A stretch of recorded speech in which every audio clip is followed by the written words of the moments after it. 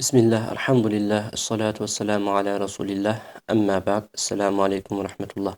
Aziz ve değerli izleyiciler, inşallah bu videoda sizler için Hicri ilin 2 ayı olan Cemadiyel Evvel ve Cemadiyel Ahir ayları hakkında kısa olarak malumat vereceğim.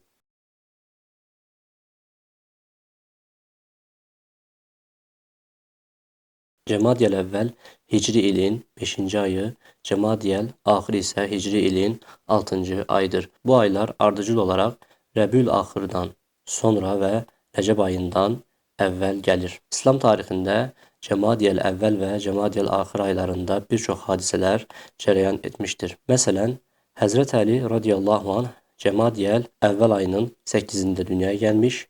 Cemel hadisesi bu ayın 15'inde baş vermiştir. Hazreti Ömer Cemadiyel Ahir'ın 6'sında halife olmuştur. Cafer as-Sadık bu ayın 6'sında, Hazreti Fatime ise 20'sinde dünyaya gelmiştir. Ərəblər arasında Cemadiyel Ahir'da birçok hadisenin baş verdiğini ifade etmek için bu şekilde bir söz vardır. Heyrətamiz birçok hadise Cumade ile Recep arasında baş vermiştir. Hicri təqvimə görə 20 Cemadiyel Evvel 857-ci ildə 7-ci Osmanlı padişahı Fatih Sultan Mehmed Konstantinopolu, yəni indiki İstanbulu fethetmiştir. Elhamdülillahi Rabbil alemin.